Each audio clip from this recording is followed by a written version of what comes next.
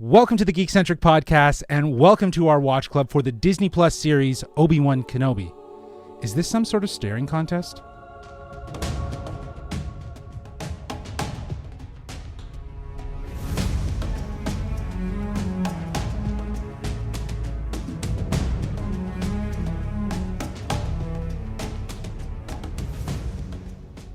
Hello, I'm JLaw, but you can call me Justin, and this is our watch club for Obi-Wan Kenobi Episode 4, Part 4. If you're joining us for the first time, well, this is Watch Club, our weekly review series, kind of like a book club, but way better. Keep in mind, we will be going into full spoilers for this series and Star Wars in general, so if you haven't watched this week's episode yet, be sure to do so and then come back in less than 12 parsecs.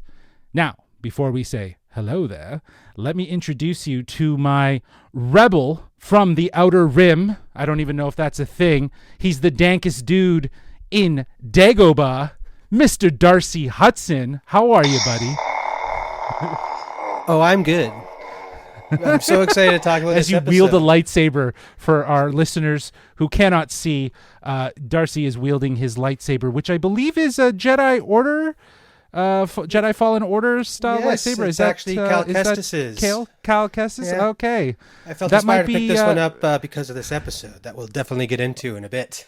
Oh, yes. I as we were talking offline before we got into it, you were saying that there's some interesting tidbits of the game, and I've played the game and I see them, so very interested to pick your brain about maybe the larger relevance that this might have for the Star Wars universe, given that it does seem to point a lot of reference, at least a lot of Jedi Fallen Order. But before we get into this week's episode, I would very much love to know, because it's your first time being on this watch club. I know you were on the Ms. Marvel one, which should be out by now. I'm hoping it'll be out by now. It's out right now. It's out. And I know you're on that one. So, this is your first time. We're at episode 4. I'd love to know, what have you been thinking of this Obi-Wan series thus far? And I believe you and Nate actually watched the first 2 episodes at Celebration with a large audience. So maybe you can share a little bit more about what that experience was like. So the first 2 episodes, like you said, I was in the celebration stage of Star Wars Celebration with probably a 5,000 crowd audience, and it was like watching a big movie release and really amplified the whole experience, which was incredible. I'm loving the series so far, as it seems it's a really in-depth character analysis of a broken man, and like how it's really interesting to see how he'll go from this broken place that we were introduced to in episode 1 to what looks like he's regaining that hope he had, and we'll see in his appearance in A New Hope, where he's the general and inspiring master that we have yet to see in this series. So I'm really digging that, and a lot of the parallels they're doing between his story and Anakin's seems to really be building that relationship of brothers who have, made the greatest sacrifice, or, left the other one to die type thing. Like, it's just really cool character analysis that I love to see in Star Wars. Yeah, Deborah Chow went on the record of saying, the director of the series, she went on the record of saying, this is very much a character study, something that you would see from a Logan or a Joker-style movie, where it is very character-focused and kind of deconstructing that character and understanding more. So I think that, it definitely does hit those notes. I'm with you there. I think sometimes a couple of these episodes have strayed, but I think the intent is there, and very much so in terms of what we get. So why don't we get right into this episode. Episode 4 kicks off with Obi-Wan being saved by Tala, who abandoned Leia last week to save the Jedi Knight. In order to heal him from his wounds, Obi-Wan is taken to Jabium and placed in a Bacta tank to heal. Now, while he heals, he's hearing sounds from the last episode and flashes from the duel that he had with Vader.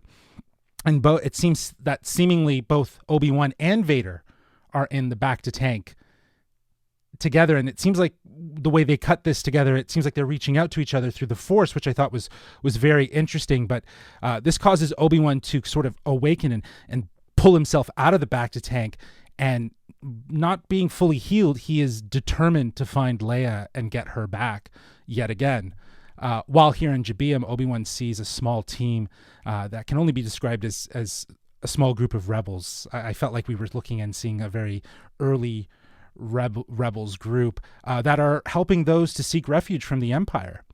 Tala introduces Obi-Wan to Roken, pleading with Roken.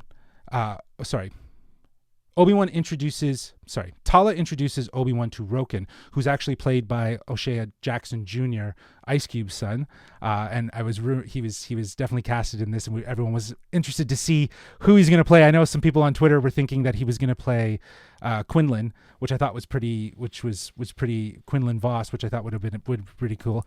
But it seems as though he is. Yeah, it would have been neat, but it seems as though he is playing Roken, basically the leader of this small rebel group that is basically managing the path, if you will. He shares a story with Obi-Wan about his wife being taken by Inquisitors, and he cannot justify risking and drawing attention to them. Obi-Wan continues to make a case, and Roken eventually agrees to help Obi-Wan. Thankfully, him and the small rebel team that they have crucial intel to help, namely that the base is on the planet Nur, is on Nur, the watery moon in the Mustafar system, and that the base that the Inquisitors have doesn't have any shields because, as Tala admits, they're not scared. They don't think anyone's going to come and attack them. So I thought that was kind of interesting. But in order to get Leia back, Tala comes up with a plan to use her officer clearance as a way to infiltrate the base, to get Obi-Wan in undetected. And it's certainly a risky plan, but the two set their sights on getting Leia back. Okay, so let's stop here for a second. So as we were talking, there were some things that I kind of thought. First, let's talk about this back-to-tank scene. I thought it's kind of interesting given what we've seen in the Book of Boba Fett, how the back-to-tank was used as this sort of temporal transition through one's life. And here it seems like it also has very much that quality. What did you think about Vader and Obi-Wan kind of having this moment in the back-to-tank? I thought it was wicked. Again, I feel like they're really driving home this whole sensory deprivation, which leads to these very lucid thoughts in real life and stuff like that. So I can see that easily happening if you're Force sensitive, where you were that much more connected or aware of its presence and stuff like that. And I really liked how once like Obi-Wan started realizing more what was happening and coming to, he got out of there because he was afraid. I feel like Vader was tracking him and was trying to find him, and like he's like, I got to get out of here. I got to get Leia, and I got to go home. I'm done. He looks like he's very scared. I agree with that sentiment. It almost seemed like he pulled himself out of fear. Obviously fear for what's going to happen to Leia, but also the fear of being seen. And I use air quotes around that through the Force with Vader, obviously now aware that he is out there and there's this connectivity that they share. Meeting Roken and seeing this small group, I was just speaking to it as I was outlining the story, but do you think this is what we're seeing here, like a small rebel group? Like, the importance of having Leia in this story is that she gets her inspiration to then be in A New Hope fighting for the rebellion. Do you know what I mean? Like, I think that this is the groundwork that helps establish that. So I'm wondering if what we're seeing here, especially with Tala, this strong female, very forward in her approach of how she's going to save the day, it's almost an inspiration of hope for Leia. Am I wrong to think that, or what are you thinking? Totally agree with that. I don't know if this would be like the same rebel forces that we see Leia leading or conspiring with in A New Hope. Because this path seems to be very focused on helping the Jedi, and we know by the time A New Hope rolls around, there aren't many left, and this whole Inquisitor program has been shut down because there's no reason for them anymore. So it's pretty safe to say, I think, that this is definitely the inspiration for Leia. She's seeing all these planets and how the Empire is affecting what they're supposed to be helping, but they aren't. They're just ruling and conquering all these planets and putting so many people in subjugation, that I think that is definitely the big inspiration for her. And then again, with Tala's character being that woman who she's not the strongest, but she's smarter than everyone else around her. So she'll use her brain to fight her battles, which I think sums up Leia to a T, or as much 100% as we saw her in that original trilogy. So it's incredible. I think it's a really cool parallel, or like you said, like a heroine figure for her to look up to. For sure, because I don't think that this is her mom at all, because I think that when we see Leia in all of the stories that we see Princess Leia as, and even in the sequel trilogies as well, she has the diplomatic side that her mother gave her, but I think Tala is going to serve as an inspiration of that heroine. How you can be both, right? Like using that power for good in a way, right? Using her gifts for good. So it's an interesting thing to be introducing someone like Tala, and then also have Leia. Maybe we're just giving way more importance to Tala and that she's going to serve, but I feel like even in the last episode when she's like, hey, can you teach me to shoot? Like she wants to fight. Like she wants to fight. And she even says she'll be a great fighter one day. Right. And I think that's just a great sort of acknowledgement of that inspiration came from somewhere. So I feel like seeing this rebel group and stuff like that, even though she's not there, for us to see the groundwork here, it really does imply how this is all just seed planting for the events that would inevitably be A New Hope. Totally. That's one thing I've loved about this series so far, with Leia's introduction, which was a total surprise. And again, being in that massive arena with the cast behind us a few seats away, like listening to our reactions, it was really something to be, oh my God, that's Leia, and totally buy her growing up into the rebel princess that we know and love from the original trilogy. Exactly. So like everything that they're doing for this character to me is just building up what we know is to come, and they're doing such a good job of laying this groundwork that is believable as to why this princess is fighting for the rebels, and I love it. Right. Just before I move on, too, you mentioned the Bacta tank earlier, and that was very reminiscent of the one that Luke was in in the original trilogy. Yes. We also get the T-47 mention thing. They brought down AT-AT, so at some point they go from being freighter haulers or just tow things to being an actual viable field operation vehicle, and I always feel like this is right laying the groundwork for that. The General Obi-Wan's like, we can use them, and later on we see them being used in a very pivotal battle for Hoth. So I thought that it was really cool to get that little groundwork laid, at least. Oh, there's another moment like that I feel like is going to come up at the end, and I want your theory on it. So hang on to that as well. But you were mentioning Leia beforehand. Let's continue here. Leia is kept prisoner by Reva, who mocks the young princess, claiming that Obi-Wan is dead and that no one is coming for her. Leia is then interrogated by Reva, who demands to know where the path is.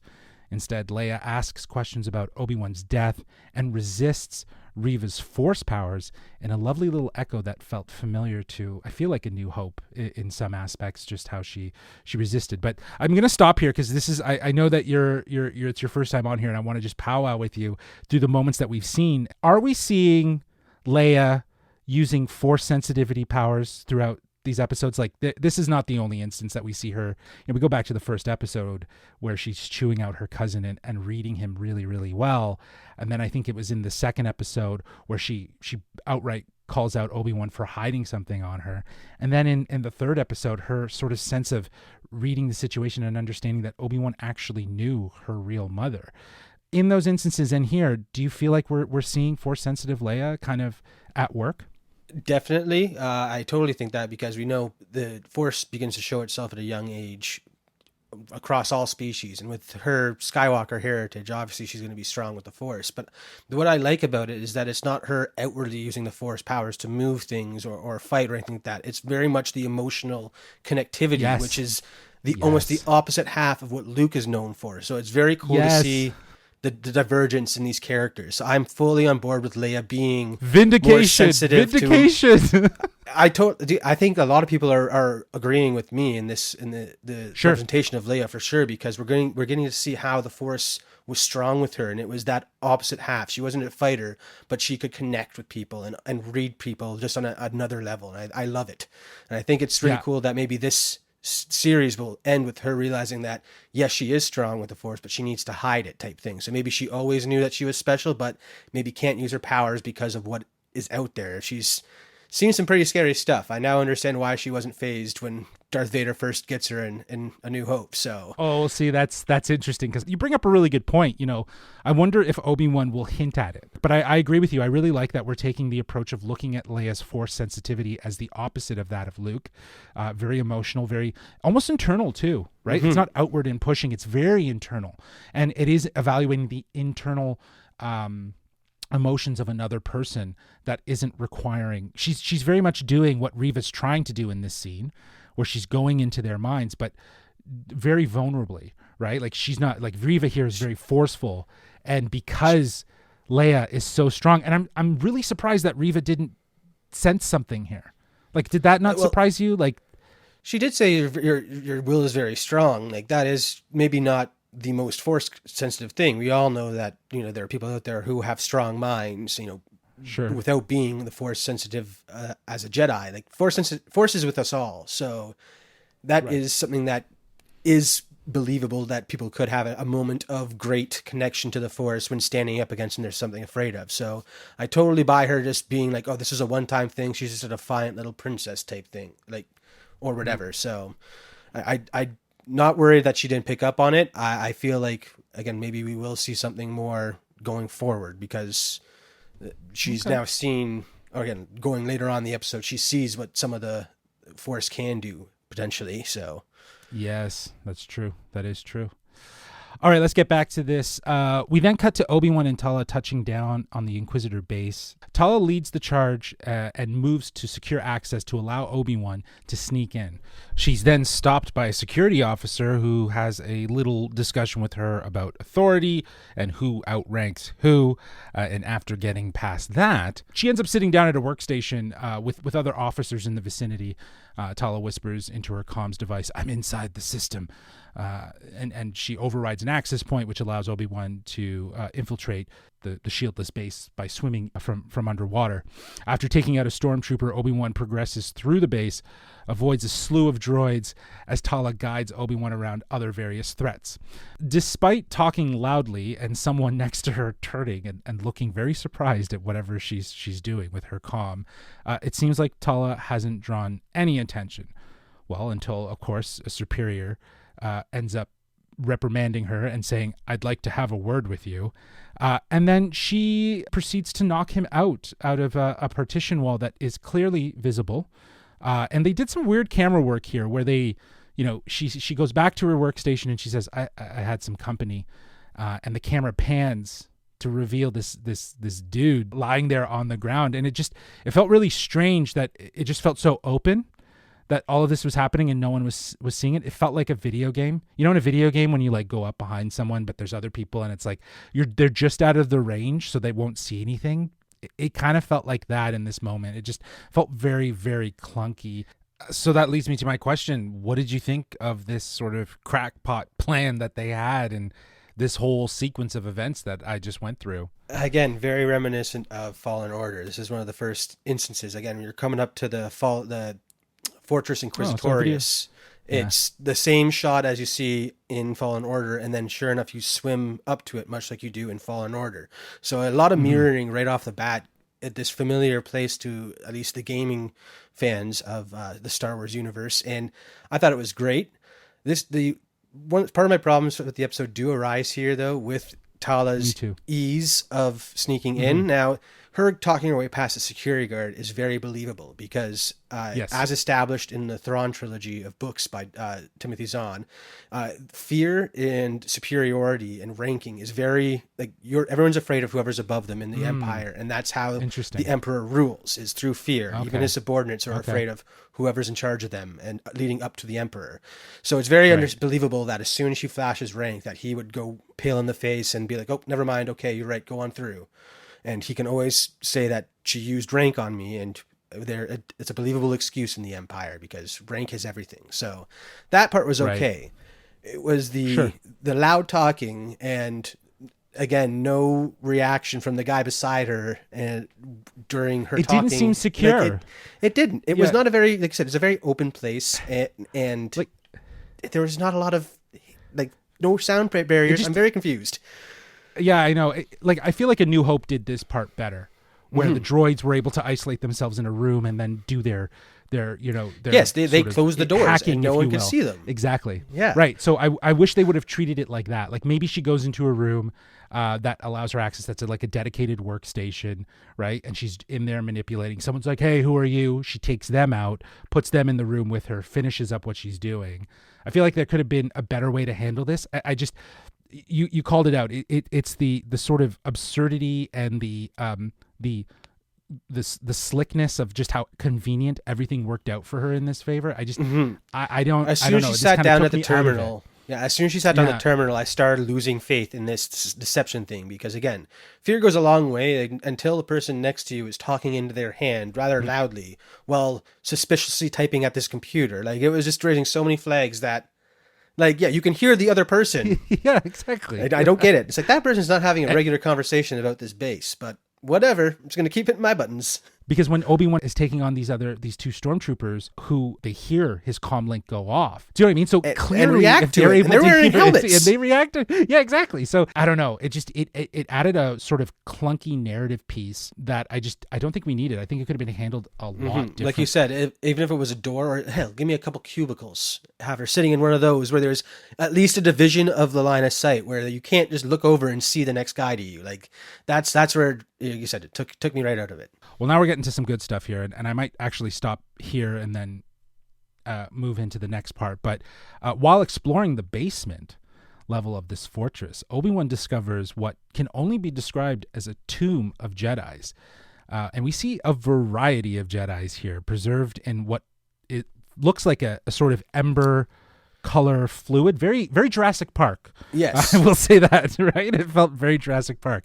Now, you are the dankest dude from Dagobah, so you know your shit. I know you saw some Jedis here. I want to know, who did you see in this tomb of Jedis? Now I've watched it twice now, and I watched the second time. I did pause several times as he walked through the tomb. The only one I can say for certain that I saw, and I can't even remember his name off the top of my head. I just remember him from the one library episode in Clone Wars, where Ahsoka and Jocasta knew, and this old, sleepy, bumbling Jedi master who trained Dooku and Sifo Dyas. Yeah, he's the weird horse-looking guy. Seeing him, that's like, he was important, and knowing in the comics, one of Vader's first fights after becoming Vader was against Jocasta Nu. So it's almost cool to think that, like, shortly after that, he went on to deal with this guy, the other librarian from the temple. So that was a very heartbreaking thing to see that he has passed. But again, it's weird that they all had their eyes open, it looked like. That's what confused me. Because if they're dead, did before he freezed them, did he just go around like prying their eyes open and being like, okay, now they look scared? Well, perfect. Yeah, so the Jedi that I think you're referring to is Tara Sanub, who was featured in the Clone Wars in the library episode. And that was pretty apparent. And like right away, there was people that were calling out certain background characters. Oh, it's Mace Windu, and it's like, no. That guy had his hand, so I don't think it was Mace Windu. That was the one giveaway for me, at least. And I also saw people also said Quinlan Voss. And I'm like, that guy didn't have a bright yellow tattoo on his eyes. I mean, it was all one color for his face. So I'm hoping that was Quinlan. There's a crap ton of Jedis that are entombed down here, and you're right. Like, why are their eyes open? The only thing that I think raises the question: are they alive? Are they being saved for some sort of experimentation? Like, I mean, I feel like if they're being saved for anything, we know how much cloning seems to be the backstory of almost all these Star Wars shows going on right now. I wouldn't be surprised if this is the beginning of the Emperor's experiments to try and clone himself and prolong his life through the creation of another body or whatever. Like, again, that the midichlorian count is hard to replicate when you're cloning, whereas that seems to be the issue, at least. So that was my one thing, is that these are just test subjects, like you said. Yeah, I think they seem like they're frozen in amber to sort of signify that they serve a value, they serve a purpose beyond just being dead, right? Mm-hmm. So, and I think that's the intriguing part outside of this whole thing, is that in the basement of this, Inquisitor base, we have a tomb of Jedis. So it's nuts to think about where this could go and how this might show itself in other series down the road. Because given that even The Mandalorian has touched on cloning, we also have Bad Batch, which is the prelude to these events. How could we see stuff like that kind of show itself earlier or later? Who knows? It is interesting to see. I think that was probably the coolest takeaway for me. Now, I don't recall a tomb, though, in the video game, the Jedi Fallen Order. Was there a tomb where Jedis were kept? No, we didn't see that in Fallen Order. Again, when we in both Fallen Order and this show, we've seen how massive this facility actually is. Like, Yeah, that absolutely. very much tip of the iceberg is what you see when you're flying up to it, but it expands so much further under the water. So Yeah. very Yeah. easily to believe that you went down a different tunnel. Although we did see the same interrogation room, I must say, where Leia was taken, is also in Fallen Order. So that was pretty cool to see the transition to live action from video game. So they are really adopting a lot of the architecture, because like I only remember, like from what I remember the game, it's been a long time since I played it, but you don't really get to the Inquisitor base until the end. It's your final confrontation with Vader. With Vader, you're trying to get your master back, or the person who's been helping you along your journey. Yeah. So it's yeah, because I think they were in the interrogation room that you're speaking of, right? Yes, that's right. Okay, then I'm remembering it. It's all coming back to me. But yes, as you're mentioning, continuing here, Reva takes Leia out of her cell to that large open interrogation area, and she's ready to get answers and demands Leia to speak or die. This woman's about to kill a kid, man. I can't believe it. Dark side, man. Leia remains defiant until the end, but thankfully, Tala sets up a distraction for them all to just get by. Thankfully, she's around. Tala brings Reva out and claims that she has found evidence of the path. Although Reva sees straight through her deception, Tala is persistent and insists that she's a double agent. So she's going so far as to say, "No, I'm with them, but I'm like secretly with them. I'm really with you." Playing as a triple agent at this point, yeah. Yeah, exactly. Right? Like it feels like it's like, oh yeah, it's so silly. Meanwhile, Obi-Wan shuts off all the lights and manages to free Leia using his lightsaber, finally, in some badass slashing of some stormtroopers. As the alarms wail, Tala gets away from two stormtroopers and manages to leave the room while Reva hurries off to try to track down Leia and Obi-Wan. And speaking of which, Obi-Wan and Leia thwart off threats of numerous stormtroopers. Again, just he's wielding that lightsaber, just bouncing their blasters around. But one of those blasts caused the glass to shatter in the underwater base. As the glass cracks, Obi-Wan uses the Force to hold off the water, but it's too much. Tala shows up just in the nick of time and manages to take Leia out, while Obi-Wan, seizing the opportunity, lets go of the water and proceeds to run towards Tala, shutting the door and holding off the water. My friend, he redirected that. I'm not sure if you saw, but he sent it down to the window right by the troopers. So it was more than just holding it back. He took the pressure and put it somewhere more useful to him. And I thought that was incredible. It's because, again, huge parallel to Fallen Order, because that's how you get away from Vader in the very end of the game, is you're going through one of those underwater tunnels and the glass breaks and he has to stop and hold it back while you run away with your master. And it's just like, all right, we're going to see so many parallels. We're going to see Cal Kestis in this series is what you're saying, essentially. Give me him. Yeah, I want to see a live action. It'd be so good. Well, yeah, you're right. I guess you're absolutely right. He did actually push it. I thought it was because he couldn't hold it. He's still not strong. Still couldn't hold Force, it, but he did move it, which does take a lot. Okay, also, him using his lightsaber again. We got to see the Obi-Wan twirl. Like, he did the twirl after taking out one of those guys. He's getting his mojo back slowly, I think.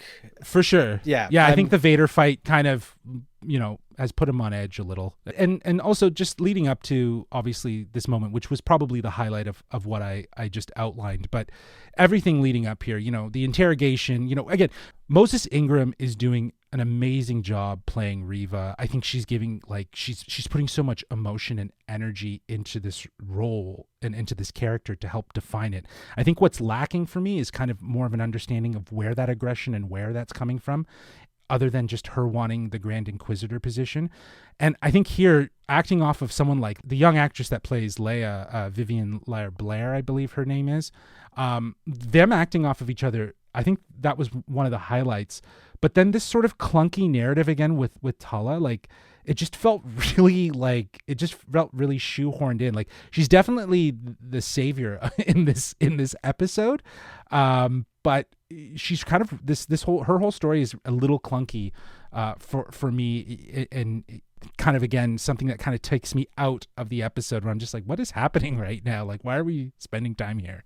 Again, her dialogue was great. I believe her lies, the way she was trying to play the triple agent. It made sense. It was a believable, try to way to talk your way out of it. And of course, again, that fear coming through in her voice is part of the job in the Empire. So it's everyone is supposed to be afraid of the Inquisitors. So that isn't something new to me.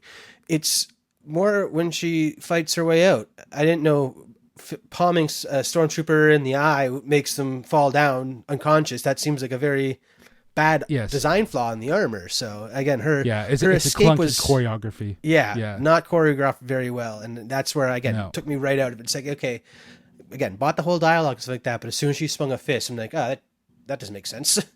Yeah, it was kind of awkward. It was a little awkward, that whole choreographed scene. But again, like, the acting from all of these characters, from Tala to Riva to Leia, like they're doing such a great job with actually believing their characters. I just feel like what's in this episode especially, it's just awkward writing, awkward situations, and maybe just, again, choreography doesn't necessarily play into the writing. That part, it's kind of like you watch that choreography happen of how she escapes, and it's kind of like, well, that was a little clunky. That was a little awkward.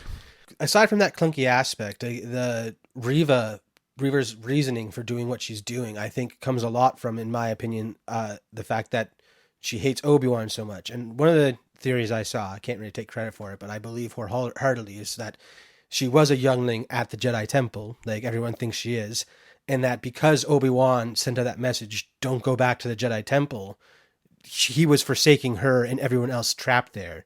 So obviously the reason she's where she is because of Obi-Wan, and that leads to such hatred. So that's the missing link, because I was trying to figure out how Obi-Wan, because I'm totally with you. I think from the get-go, the way the whole episode 1 starts, we're in the Jedi Temple, we see these younglings, we see them escape, and then the next thing we see is the Inquisitors landing, and in this moment where the Grand Inquisitor was meant to, I think, I would have thought the Grand Inquisitor was meant to shine, Riva really shines, and she's really seen as very power hungry and aggressive. So the going from the Jedi Temple scene into this, it just kind of helped anchor that Riva is one of those kids from the Jedi Temple. Especially if you remember the fact that the Grand Inquisitor was once a Jedi Temple guard. So he was close to these Padawans at the time of Order 66, most likely. So what's to say that I did not know that. Yeah, that's one of his one of the main parts of his backstory. He was originally a Jedi Temple guard. So that's where his Force sensitivity came from, is because he was also a part of the Jedi, I believe. And so, again, that would be the reasoning why he knows Riva so much, and why they both, he can talk down on her and use what she knows is her biggest fear or trigger type thing to set her off and because he knew, yeah, you're absolutely right. Like, he knew where to attack her. Yeah. In terms of, how to address her. It was, it felt very personal. Oh, very much so. Encounter in episode 2. Yes. Yeah, he's also not dead. We've seen people survive stomach wounds in this universe already. So he's not dead. I forgot that he dies in. Well, I guess this is a spoiler. Well, if you're listening, you already gave the spoiler already. Spoiler. Yeah. But he dies in Rebels, right? So I forgot that that's where he dies. I was thinking like I thought I sometimes confuse Rebels and Clone Wars, obviously animated, but just the events. Did we see him in Clone Wars? I don't think we ever saw him as a Temple guard. We just get that clue drop in Rebels, I believe. Yeah. That he had a close proximity to Jedi. Yeah, that's. All right, well, let's keep going here. Here's another part that kind of really took me out, because this scene feels like it was straight out of a Three Stooges gag. Obi-Wan disguises himself in a huge robe with Leia hidden underneath. And somehow in this base full of Imperial guards and stormtroopers, they just did not arouse any suspicion as they walked through this busy port, if you will. And even Leia peeks out. And you can see Leia's feet. Again, I'll get to the question that comes up after it. But eventually they make it to the hangar, and then they're surrounded by Riva, who shows up with the other Inquisitors and stormtroopers. And thankfully, and Purge troopers. Thank you. I totally forgot that. that is a huge deep cut Jedi Fallen Order. And I totally pointed that out. I was like, that is totally a Purge Trooper. So yeah, that to me was the deepest Jedi Fallen Order cut. Oh, the whole episode was an ode to Fallen Order, in my opinion. Sorry for cutting in. Don't continue. Yeah.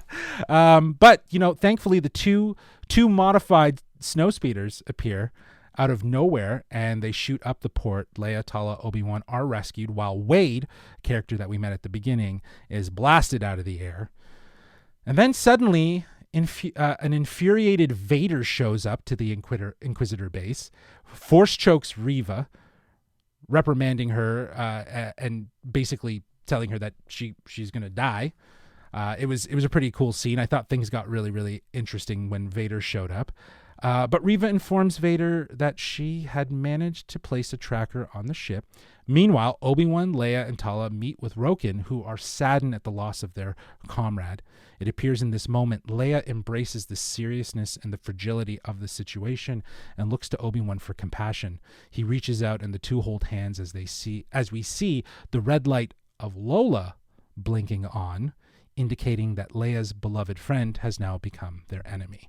So, and that's how the episode ends. So we got all the way to the end here. So I know there's a couple things here. First, the gag at the top here. What did you think of this? This is just another weird written element of just that takes me out. I don't understand why it was there. I think what would have been really cool is, because again, it's a very busy or somewhat busy hangar there. What's to say they couldn't run into one stormtrooper pushing an empty box or a box around? Take that stormtrooper out and let me see Obi-Wan in a trooper costume as he pushes Leia in a box. That is way more believable to me. And walking with the captain. Cool. That would have been so New Hope. They could still get caught. Great. Reva could just be stop right there, because she knows more than anything else. She was just talking to Tala. So to me, that would have been a fun nod back to it. And again, a much more believable thing than hiding a little girl under your coat as you walk, because they don't like aliens in the Empire. So nothing that big with 4 legs would be walking on a hangar or through the hangar. Just so confusing. It doesn't make any sense. I like what you've just pitched there. I think that works way better, and it's more plausible. You wouldn't have even needed to explain very much. You could have just had Obi-Wan take out a stormtrooper, right? Then the next scene is them with some sort of a cart. She hides in under it. They close the thing, and then the two just walk through the hangar like it's no problem. And then you have Reva kind of come and confront, and it draws itself out. It just was silly. I thought it was really silly. That was kind of the icing on the cake for me, to just be like, oh, man, again with some sort of wonky written. I'm sorry, I don't know. No matter how you pitch it, it doesn't sound good written. Anyway, so I don't know how they decide to go with that thing, because it takes you right out of the whole suspenseful moment, and you're like, okay, this is just stupid. How is no one noticing this? Right, yeah. Absolutely. And again, you called it, the two modified snowspeeders show up to save the day. I thought that was pretty wild that he was able to, as you pointed out at the top, kind of inspire them to want to use these ships for something more, right? He kind of gave them the idea, oh yeah, you know what? He's actually right. We could probably use them, right? Yeah, again, which is very, very much the rebel mindset. They reappropriate anything they can get their hands on. They're a very much a hot rod fleet of ships. That's exactly how George Lucas described them in the first movie and stuff like that. So of course they're going to be these modified and kind of janky looking ships, but as long as they get the job done, who cares what they look like? Yeah. Well, we lost Wade apparently, so that's unfortunate. But I gotta say, when Vader showed up, things got interesting. Even the way the camera moved as he stormed through the hallway towards Reva, and just grabs her and basically threatens to kill her right on the spot. But I love that she planted a tracker on Lola, because if you recall in A New Hope, Vader puts a tracker on the Millennium Falcon. So I wonder if she gave him, I wonder if she gave him the idea to then come back and use that in A New Hope. I don't know. Maybe that's a very subtle Easter egg, but I'd like to think that that's where that happened. Yeah, this is the first, because he was very intrigued. Yeah, Yeah, he's 'cause like, he was oh like, wait, hold on, "Ooh, I never thought of doing that. underestimated you." Yeah, exactly. Yeah. He's like, "I underestimated you." So it's like, I think he hadn't thought of that idea, and maybe from the circumstances of this situation, he would use it later in A New Hope. I'd like to think that that's how that all happened. I mean, it's headcanon to me right now. What I also liked about that scene is that room that they go into. It was only on my second episode because I started looking at things other than the main characters during the second watch, and to me it looked like the red ring lining the room had like trophies of the Inquisitor's kills, because they almost look like lightsaber hilts. And at one point when the stormtroopers come in with Vader, just to the like the left of the one stormtrooper there, you can see a pattern, like a youngling helmet. A youngling. And it's just like, okay, that makes that room even scarier now. Like they have trophies of everything they've conquered, basically, just around. In them. last week's episode, it was actually called out by a variety of different Easter egg breakdown videos, like New Rockstar and Nerdist. This episode is the one that I noticed more than the last one, so that's why it stood out to me for sure. It definitely had more of a precedent, especially when Vader came in, and seeing the tomb that they have of Jedi. So it's like, they kept like every one of those Jedi's possessions seems to be in that room now. Like, chills. I do think though, like the strength of this show, as you were saying at the top, is a character study of Obi-Wan against the villain that is Vader, and their relationship prior to these events. And I think that's very undertone in this series, right? Like, I'm not against this idea of having the Inquisitors. I'm not against the idea of even having Leia. I just think that there's a little bit more of attention and precedence to their storylines rather than sort of the hunt that I think that could have been far more interesting, with seeing more of Obi-Wan and Vader chasing down Obi-Wan. Like cat and mouse type thing, yeah. Exactly. And like that, like, no, he's mine, and the Inquisitors are helping and trying to find a way to get intel to Vader so that he can, again, that's kind of what set up right up into episode 3 last week. And now here it seems like we've gone to a real reset before we get to our finale. Because when Vader walked in, I was like, it's almost like those moments when you're watching The Dark Knight, and anytime Heath Ledger's Joker was on screen, you just kind of sit up and you're into it, right? Especially after last week's episode of how Vader was treated. I think it's interesting that he just dominates in this short amount of time that he's on screen. He dominated this scene, and I was like, damn, we just need more Vader in this series. You know what I mean? We just need to see more of him. Yeah, I totally agree, where it's like, I'm not against having Leia. I feel like we could have gotten as much of the Leia as we needed in the first half of the series, and then finish off with... First two even, yeah. But have Obi-Wan rescue her, form that connection that she relies upon, give her the inspiration to be a fighter, blah, blah, blah. But then, as he's leaving Alderaan, that's when his trail gets picked up by Vader, and it's the cat and mouse like we're talking about. Like, that would be cool, as he's trying to hide on different planets that are leading him directly back to Tatooine, because... like, that would be the suspenseful building arc that we'd want more from an Obi-Wan and Vader series. Like, this just seems to be turning more into the Leia origin story than an Obi-Wan character study, which it kind of does. It feels like it's an undertone. I don't mind it. Don't get me wrong. No, it's just not what I was expecting, which is a bit of a disappointment. That's why I was disappointed. It's because I was expecting something, and while I'm enjoying this, it's not what I was wanting. So, because it's the simplicity of the story, right? Like Vader, Obi-Wan and Vader, the simplicity of that story, the history of that story. We know what it means. We know that what it can do for Star Wars canon. Throwing Leia in, while very interesting and probably leveraging her, like you said, just for the first 2 episodes, I am surprised at how long they've kept her through this series. It's now 4 episodes, and she's been in every single episode. So I think it's safe to say she's going to be here till the finale. But I really do think that what they are establishing in the sort of lighter tones between Obi-Wan and Leia is that she is a huge reason for him to strive to be better. I think that's very much what we're seeing.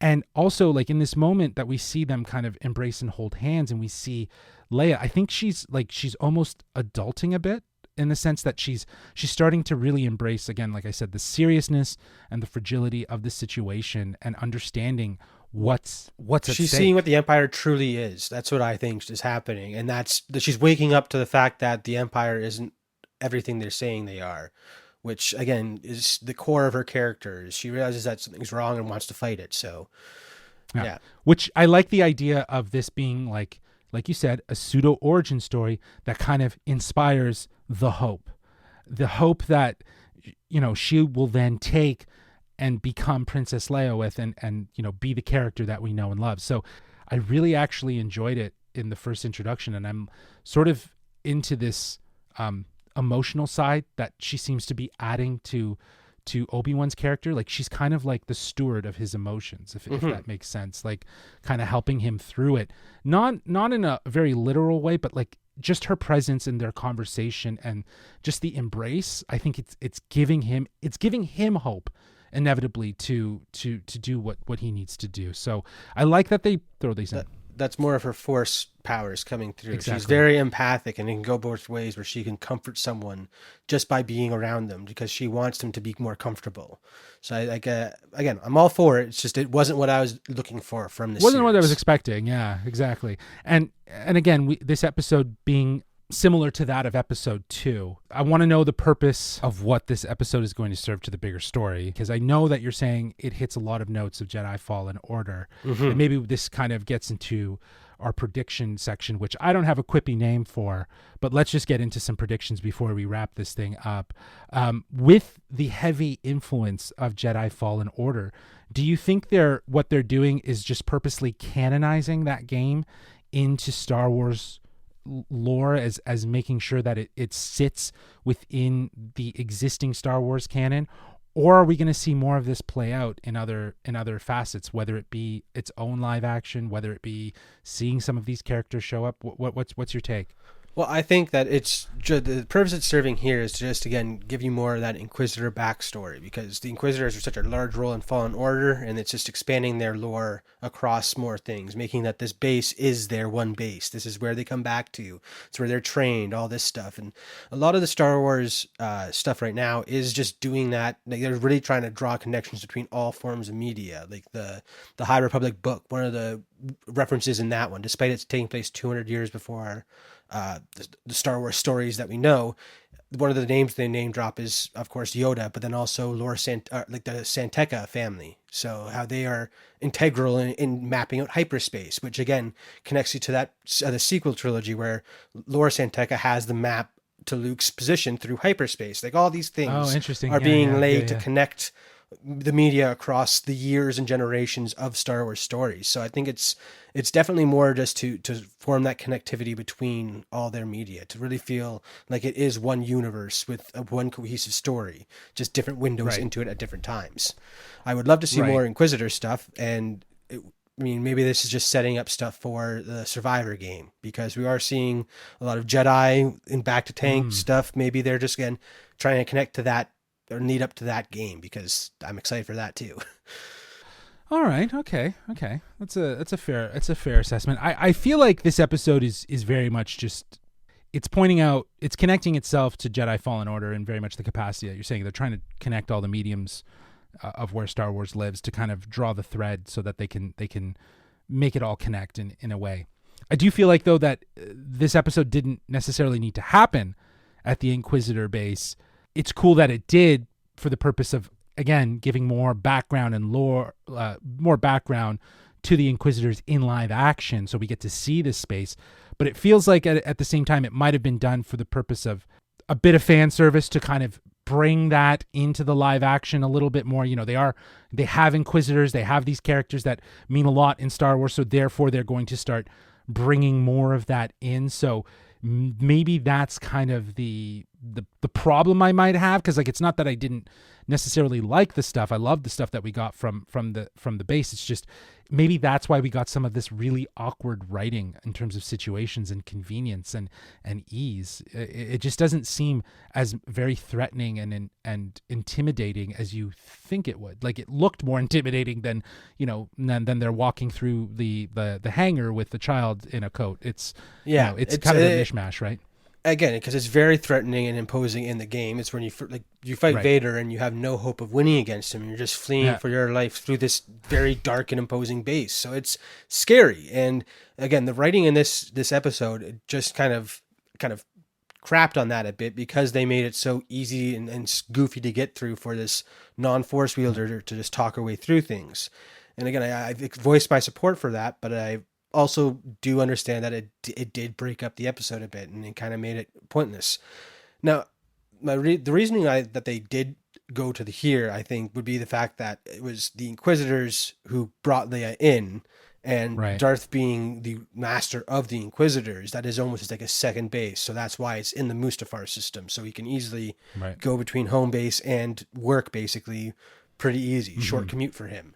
So I do understand, like, again, that's more just being like, you know that there's a threat of Vader when you see that shaped building, basically. It's drawing the parallels that, Right. like, if you see a big triangle spire looking building, Vader's going to be around somewhere. So Right. I feel like that Right. was That's just trying very to expand his presence in the Empire, at least. Yeah, I get you. That makes sense. I'm very interested to see where this is all going to go, but let's get to our final thoughts and score, which will be on a rating of 1 to 5 Jedi in Frozen Amber. I'm really having a hard time hating on this episode because of how much connections they're drawing between all the medium. And again, being the guy who does all the deep dives and reads almost everything and plays everything I can that is canon, just because I want to know more. It was really cool to see that connection really shine in this episode. But like you said, mainly the Tala writing scenes, every time she started fighting or doing more than just talking her way out of a situation, they lost me completely. Like that, again, the coat gag is probably one of the worst ideas I've ever seen in a Star Wars movie, and could have been fixed with such a simple little thing, like I said, as having Obi-Wan put on the suit, which would be just like Han and Luke. Again, that feels like a really big missed opportunity for me. Mm-hmm. And so again, because of that hard back and forth between loving it for the connections but kind of hating it for the writing, I'm probably going to have to give this one a 3.7 out of 5 Jedi in Frozen Amber, just because it felt clunky at points. And as much as I love those references, the clunkiness takes me out of it a bit. Yeah, I'm totally with you, as I've already kind of mentioned throughout this watch club, that this episode felt overly clunky and really at the end of the day just kind of felt like filler with a little bit of fan service to kind of, wet the palate of potentially more stories with Inquisitors and potentially seeing Jedi Fallen Order make its live action debut, which I think would be really cool. Don't get me wrong. If that's what we get, that would be pretty awesome. I can appreciate some of the nods and the callbacks to A New Hope. But the entire episode felt like a redo of episode 2, losing Leia only to spawn another mission to get her back. The situations all felt overly convenient and implausible at times too, especially as we were talking about with Tala in this open area with guards, or Obi-Wan wearing this long coat to hide Leia. I think there's just a lack of believability or even a heist quality that this episode was missing. And I think of the episode, The Heist from The Mandalorian season 1, when they have to get on the ship to extract a prisoner. That was done in a way that I think was very reminiscent of a heist. I do think, though, the cast continues to shine through all of this clunky writing. While I really enjoy Tala's character and what she's kind of setting up, as we were mentioning, kind of being this sort of heroine inspiration for Leia, I think even if we don't see Tala make it to the end and she passes, I think that's going to be a weight on Leia that is going to stay with her as an inspiration. I think that could be the purpose. And Indira Varma is doing all she can with this character, but she's doing the best she can with what's given to her. And I do like her character, and I think the same is to be said about Reva. I love her portrayal of this character. I just want to know more as to why she's so angry. I wish we got a little bit more of that off the top and really defining it. Like, I want to know how she knew Anakin is Darth Vader. Like, that information is not well known. So she's definitely been snooping, and she's trying to find some information here to leverage. So there's just more story here that we're not getting yet. And we touched on it. I love Leia. I love what this is setting up for Leia's origin story, but I am surprised that we do have so much of her. I think in the first 2 episodes, we could have given her back to Bail, and because of this whole thing, he is now Obi-Wan is now exposed and out in the open, and Vader is aware of him, and that begins, a 4-episode sort of hunt, cat and mouse, where he's trying to get around or whatever. There's people that are paid way more money than we'll ever get paid to write this thing, but again, it seems like there's a purpose to having her, and I'm really looking forward to how they bring it all together. But for this episode specifically, because of the clunkiness and the sort of repetition of what we've already gotten in other episodes, I'm going to be giving this a 3 out of 5 Jedi in Frozen Amber. I think that's fair. You know what I mean? It's still Star Wars. I totally understand why. I'm not going to argue with you in this case. Don't worry. Yeah. But I think again, having you on to kind of enlighten a little bit more about the Jedi Fallen Order touches, because again, I played that game and it's been so long since I've played it, and parts of it stuck with me, especially Cal Kestis' character and his importance of what he symbolizes as the Jedi. I think that, to fuse that story into Obi-Wan makes sense. It does make sense for us to see this character show up here and maybe start working with the rebel, this small rebel alliance that seems to be forming, and helping the path, if you will, still be what they need to be. So there's a lot of opportunity there. I'd love to see it, but only time will tell. We got 2 more episodes, and next week's the penultimate. So until then, that's it for this week's episode of Watch Club of Obi-Wan Kenobi. We hope you enjoyed it, and if you did, make sure to subscribe to us wherever you listen to podcasts if you haven't already. And if you want to write into the show with your thoughts or predictions of the show, of this show or any of the shows that we're covering in Watch Club, well, you can reach out to us at wearegeekcentric@gmail.com. That's wearegeekcentric@gmail.com. Or you can reach out to us on Twitter at GeekcentricYT or on Instagram at We Are Geekcentric. Keep in mind, we have a ton of other great episodes for you to listen to covering the world of movies and TV shows. Currently, we have our spoiler-free review for Ms. Marvel live now. As well, we just kickstarted another Watch Club for the Ms. Marvel series, where we get into the first episode with full spoilers. Nate hosts that with Darcy and Meg. Plus, we have a ton of new content on the way, including a variety of new reviews, as well as a special interview with some Lightyear folk. I won't say any more, so be sure to subscribe so you know when our latest episodes drop. Darcy, thank you so much for joining me for today's Watch Club. You're coming back for the finale, if I'm not mistaken. We're going to have, I believe that's what I was expected first time. Yeah. I'm excited to talk about it with the other guys. It's very nice, intimate one-on-one with you, though. So for sure, we get to do like a little small Star Wars geek out session. It's been a while since we've chatted, so thanks for jumping on for today's Watch Club. But as we say, may the Force be with you always.